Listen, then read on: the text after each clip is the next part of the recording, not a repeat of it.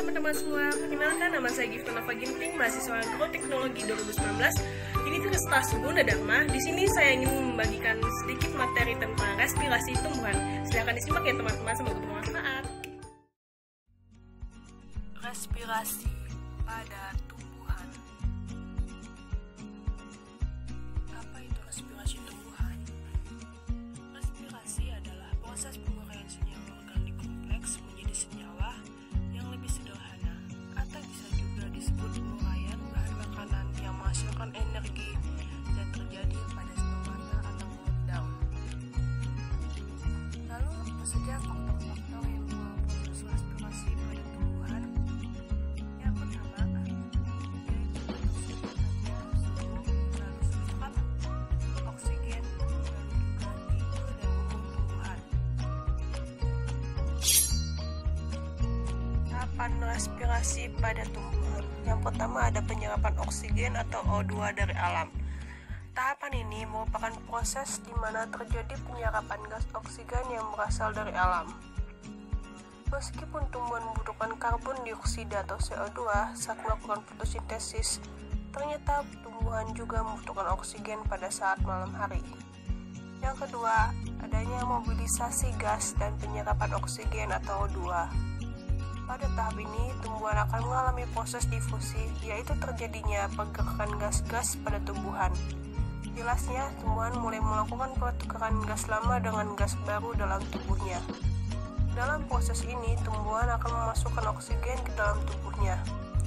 Lalu yang berikutnya ada pertukaran karbon dioksida atau CO2. Dalam tahap ini akan terjadi difusi kembali, yaitu adanya proses pelepasan oksigen, sedangkan karbon dioksida yang dihasilkan akan diserap oleh tanaman itu sendiri. Berbagai sel yang ada di tumbuhan akan menikmati proses untuk penunjang hidupnya. Lalu yang terakhir, tahapan respirasi, yaitu beberapa tahapan yang lebih kompleks dari proses respirasi pada tumbuhan. Pertama ada glikolisis. Glikolisis merupakan proses pemecahan glukosa atau senyawa dengan 6 atom karbon menjadi asam pirofat atau senyawa dengan 3 atom karbon. Proses glikolisis terjadi di sitoplasma dalam dua reaksi, yaitu endogenik membutuhkan ATP dan eksogenik menghasilkan ATP. Bagaimana proses glikolisis terjadi? Berikut ringkasannya secara singkat. Glukosa adalah monomer dari karbohidrat, yaitu monosakarida atau karbohidrat yang paling sederhana. Glukosa akan mengikat suatu fosfat dari ATP sehingga berubah menjadi ADP, menjadi glukosa 6-fosfat. Selanjutnya, glukosa 6-fosfat akan mengalami isomerasi menjadi fruktosa 6-fosfat yang kemudian akan mengikat satu fosfat dari ATP dan berubah menjadi fruktosa 1,6 difosfat. Setiap pengikatan satu fosfat akan merubah ATP menjadi ADP. Fruktosa 1,6 difosfat kemudian dipecah menjadi dua senyawa PGAL yang bentuk senyawa BPGA. Proses ini menghasilkan NADH yang merupakan bentuk energi yang dapat berubah menjadi ATP, di mana NADH berasal dari NAD+. Selanjutnya, BPGA membentuk senyawa PGA diubah menjadi asam pirofat. Pada proses ini, BPGA kehilangan satu fosfat yang kemudian bergabung dengan ADP sehingga menjadi ADP.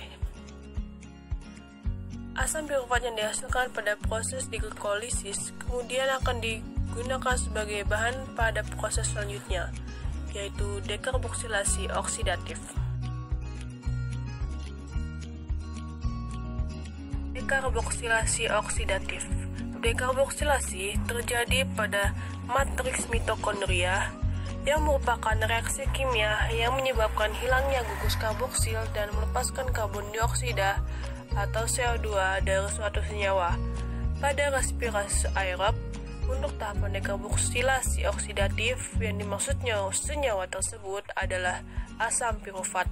Singkatnya, dekarboksilasi oksidatif adalah proses perubahan pirofat menjadi asetil CoA atau koenzim A, yaitu suatu senyawa yang mengandung sulfur yang berasal dari vitamin B.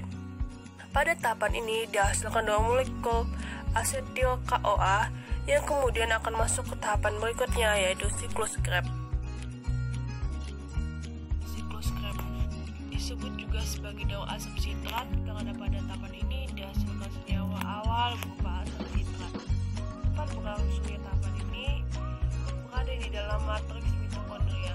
Hasil dari daur Krebs menghasilkan senyawa yang berfungsi sebagai penyedia kelompok karbon senyawa lain 3 NADH, 1 FADH2, dan 1 ATP untuk setiap satu asal fosfat. Karena fosfat senyawa glukosa, maka hasil dari siklus Krebs pada respirasi aerob adalah 2 ATP, 6 NADH, dan 2 FADH2. FADH2 dan NADH2 juga merupakan bentuk energi yang belum bisa digunakan oleh tubuh. Agar dapat digunakan, perlu menjadi ATP pada tahapan yang terakhir dari 4 tahapan respirasi, yaitu transport elektron. Transport elektron disebut juga sebagai fosforilasi oksidatif, yaitu tahap perubahan NADH dan FADH2 menjadi energi dalam bentuk ATP agar dapat digunakan oleh tubuh. Tempat terjadinya tahapan transport elektron berada di bagian mitokondria, tepatnya di membran dalam mitokondria. Bentuk membran dalam mitokondria yang terdiri atas suatu rantai pembawa elektron yang tersusun dari NAD, FAD, koenzim Q, dan sitokrom. Tahapan pada transport elektron terdiri atas perubahan NADH menjadi ATP dan FADH menjadi ATP. Yang pertama, perubahan NADH menjadi ATP. Ion hidrogen yang dihasilkan akan dibawa masuk ke dalam batas mitokondria melewati ATP fase. Setiap satu atom hidrogen yang masuk akan mengubah satu ADP menjadi satu ATP. Pada akhirnya, untuk setiap satu molekul NADH menghasilkan 3 ATP. Lalu kemudian yang kedua, pengubahan FADH2 menjadi ATP, yaitu setiap atom hidrogen yang terbentuk kemudian akan masuk ke ATP fase yang mengubah ADP menjadi ATP.